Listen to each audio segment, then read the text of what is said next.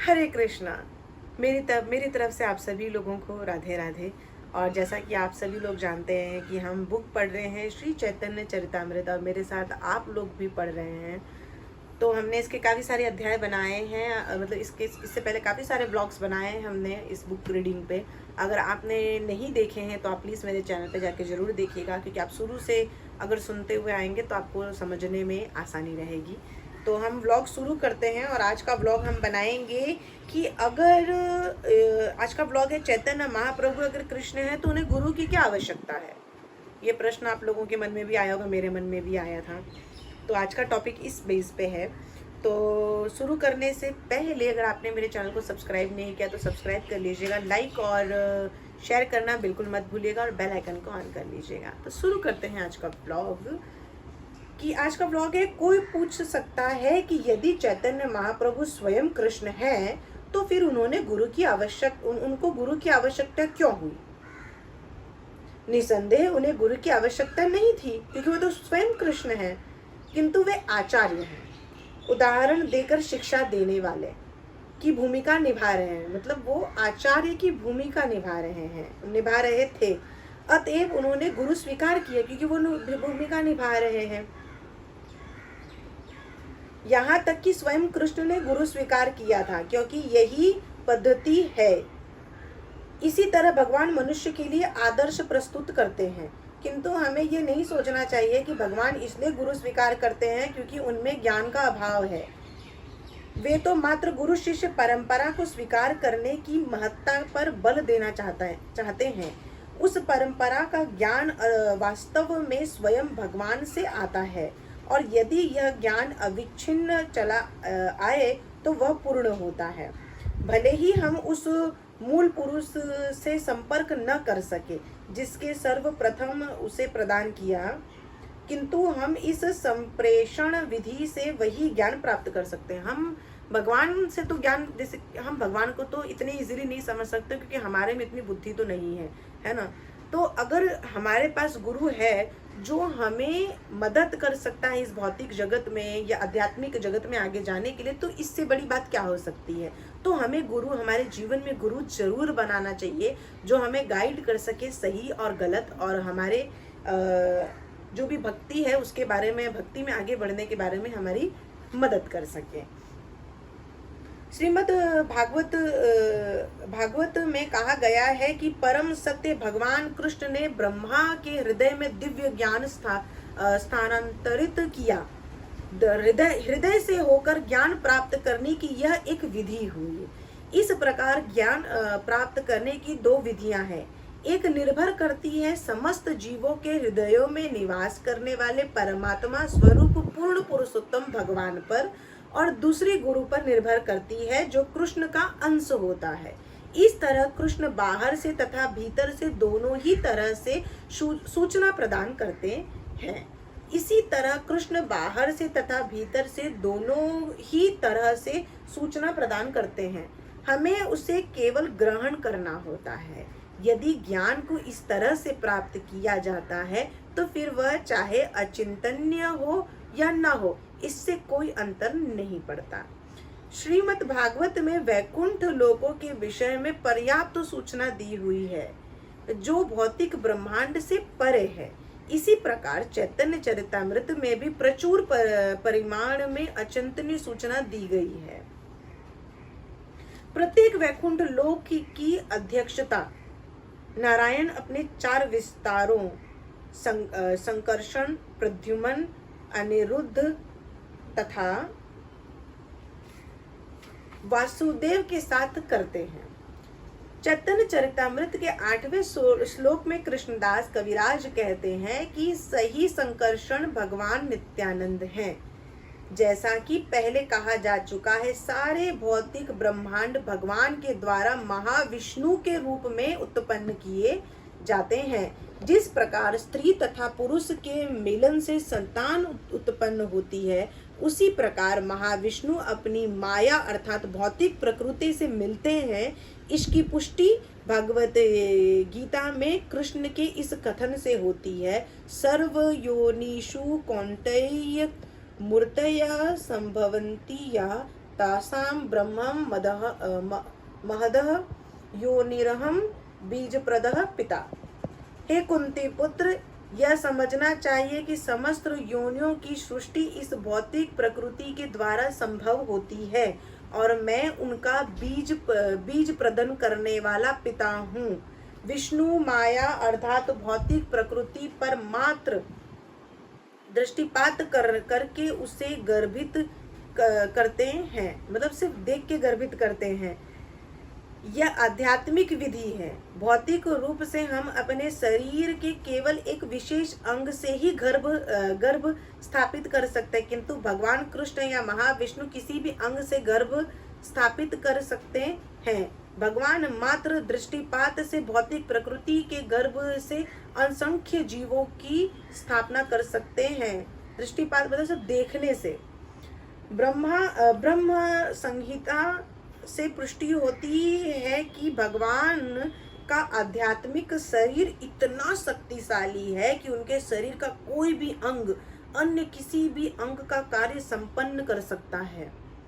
हम केवल अपने हाथों से या त्वचा से ही स्पर्श कर सकते हैं, किंतु कृष्ण दृष्टिपात द्वारा भी स्पर्श कर सकते हैं। हम केवल अपनी आंखों से ही देख सकते हैं, हम उनसे स्पर्श नहीं कर सकते या सुगंध नहीं ले सकते, किंतु कृष्ण अपनी आंखों से सूंघ सकते हैं और खा भी सकते हैं। जब हम कृष्ण को भोजन अर्पित करते हैं तो हम उन्हें खाते हुए नहीं देखते, किंतु वह केवल भोजन पर दृष्टिपात करके खा लेते हैं।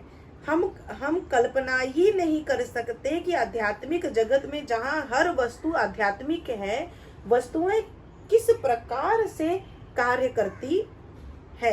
ऐसा नहीं है कि कृष्ण खाते ही नहीं है या हम कोरी कल्पना करते हैं कि वे खाते हैं, वे सचमुच खाते हैं। अब ये जवाब है उन लोगों को जो कहते हैं कि ये जो भोग लगाते हो मूर्ति के सामने, भगवान थोड़े ना खाते हैं, इससे अच्छा किसी गरीब को दे दिया होता या इससे अच्छा किसी की मदद कर दिया होता। ये जवाब है। देखिए, इसलिए कहते हैं कि ग्रंथ पढ़ना चाहिए। जब तक आप अपने ग्रंथों को नहीं पढ़ेंगे, आपको कैसे पता चलेगा अपने भगवान के बारे में, हम कैसे समझ पाएंगे।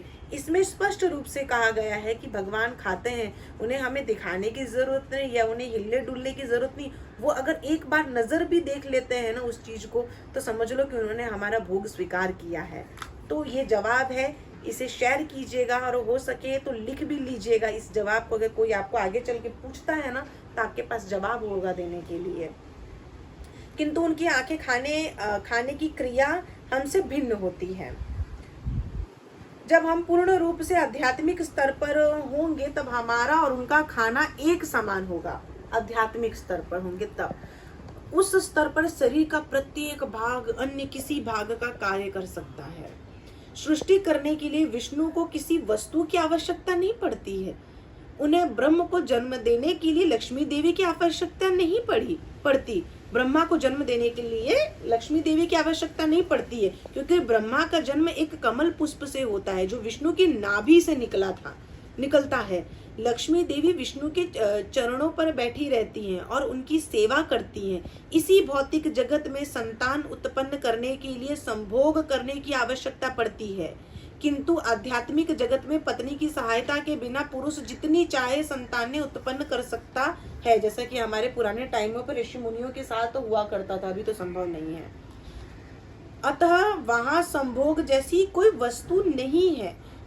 चूंकि हम आध्यात्मिक शक्ति का कोई अनुभव नहीं है, अतएव हमें सोचते हैं कि विष्णु की नाभि से ब्रह्मा का जन्म मात्र कपोल कल्पना है। हमें इसे जानते नहीं, हम इसे जानते नहीं है कि आध्यात्मिक शक्ति इतनी शक्तिशाली है कि यह कुछ भी कर सकती है। भौतिक शक्ति तो कतिपय नियमों पर आश्रित है, किंतु आध्यात्मिक शक्ति पूर्णतया स्वतंत्र है। महाविष्णु के रोमकूपों के भीतर बीजों की तरह असंख्यनीय ब्रह्मांड निवास करते हैं, और जब वे श्वास छोड़ते हैं तब सारे ब्रह्मांड प्रकट होते हैं। भौतिक जगत में हमें ऐसा कोई अनुभव प्राप्त नहीं है, किंतु पसीना आने के विषय में हमें इसके विकृत प्रतिबिंब का अनुभव होता है। हम महाविष्णु के एक श्वास की अवधि का अनुभव नहीं लगा सकते, क्योंकि एक बार की सांस में सारे ब्रह्मांड उत्पन्न और विनष्ट होते हैं। ब्रह्म संहिता में यह कहा गया है कि ब्रह्मा जी केवल एक श्वास की अवधि तक जीवित रहते हैं, और हमारे काल माप के अनुसार ब्रह्मा का एक दिन यानी कि 12 घंटे 4 अरब 32 करोड़ वर्षों का होता है, और ब्रह्मा अपनी 100 वर्ष तक जीवित रहते हैं। फिर भी ब्रह्मा का सारा जीवन महाविष्णु की एक श्वास में निहित रहता है। अतएव हमारे लिए महाविष्णु की सांस लेने की शक्ति का अनुमान लगा पाना संभव नहीं है। ये महाविष्णु भगवान नित्यानंद के केवल आंशिक प्राकट्य हैं। इसे चैतन्य चरितामृत के लेखक 9वें श्लोक में वर्णन करते हैं। 10वें तथा 11वें श्लोक में कृष्णदास कविराज वर्णन करते हैं कि गर्भोदकशायी विष्णु और क्षीरोदकशायी विष्णु, यानी कि 2 विष्णु हैं, गर्भोदकाई विष्णु और क्षीरोदकशायी विष्णु क्रमशः महाविष्णु के श्वांस विस्तार है। श्वांस ब्रह्मा जी गर्भोदकशायी विष्णु की नाभि से उत्पन्न कमल से प्रकट होते हैं, और उस कमल की नाल के भीतर अनेक ग्रह मंडल विद्यमान हैं। फिर ब्रह्मा जी समग्र मानव समाज, पशु समाज, प्रत्येक वस्तु की सृष्टि करते हैं। क्षीरोदकशायी विष्णु ब्रह्मांड के भीतर क्षीर सागर पर शयन करते हैं। इस ब्रह्मांड के वे नियंता तथा पालक हैं। इस तरह ब्रह्मा सृष्टा है, विष्णु पालक हैं, और जब प्रलय काल आता है तब शिव सब कुछ समाप्त कर देते हैं। इस प्रकार चैतन्य चरितामृत के पहले 11 श्लोकों में कृष्णदास कविराज गोस्वामी ने चैतन्य महाप्रभु की विवेचना साक्षात पूर्ण पुरुषोत्तम भगवान श्री कृष्ण के रूप में और भगवान नित्यानंद की बलराम के रूप में की है, जो कृष्ण के प्रथम विस्तार हैं। इसके बाद 12वें और 13वें श्लोकों में उन्होंने चैतन्य महाप्रभु के अन्य प्रधान पार्षद अद्वैताचार्य का वर्णन किया है, जो महाविष्णु के अवतार हैं। इस प्रकार अद्वैताचार्य भी भगवान हैं, या यूं कहें कि भगवान के विस्तार हैं। अद्वैत शब्द का अर्थ है द्वैतरहित, और उनका नाम ऐसा है क्योंकि वे भगवान से अभिन्न हैं। वे आचार्य भी कहलाते हैं क्योंकि उन्होंने कृष्ण भावनामृत का प्रसार किया। इस प्रकार वे चैतन्य महाप्रभु ही की तरह हैं। यद्यपि भगवान चैतन्य स्वयं श्री कृष्ण है, किंतु वे सामान्य जनों को कृष्ण से प्रेम करने की विधि बतलाने के लिए भक्त रूप में प्रकट हुए हैं। इसी प्रकार यद्यपि अद्वैताचार्य भगवान हैं, फिर भी वे कृष्ण भावनामृत का ज्ञान विवृत करने के लिए प्रकट हुए। इस प्रकार वे भी भगवान हैं, जो भक्त के रूप में अवतरित हुए। तो इस तरीके से हमने ये ख़त्म किया है। अगर आपको कोई कन्फ्यूज़न होती है तो आप एक बार फिर से इस व्लॉग को पूरी तरीके से देख लीजिए, क्योंकि मुझे पता है ये बहुत डिफ़िकल्ट है याद करना। मैंने भी लाइन यहाँ पे ऐसे लाइन करते हुए जा रही हूँ पढ़ते पढ़ते, और जो मेन पॉइंट है वो मैंने लिख लिए हैं, क्योंकि अगर हमें कभी किसी से डिस्कस करना हुआ तो हम उन्हें बता सकते हैं कि 3 विष्णु होते हैं, गर्भोदकशायी विष्णु, क्षीरोदकशायी विष्णु, महाविष्णु किनके ही विस्तार हैं, ब्रह्मा जी कैसे आए, ब्रह्मा जी कहाँ से आए, इन सब की सूचना इसके अंदर दी गई है। तो कोई भी कन्फ्यूज़न हो तो आप वापस से एक बार पूरे ब्लॉग को देख सकते हैं और लिख सकते हैं, जैसे कि मैं इस तरीके से करके लिखती हूँ। ब्लॉग पसंद आए तो लाइक शेयर सब्सक्राइब कर दीजिएगा, बेल आइकन को ऑन कर दीजिएगा। जय श्री राधे, हरि बोल।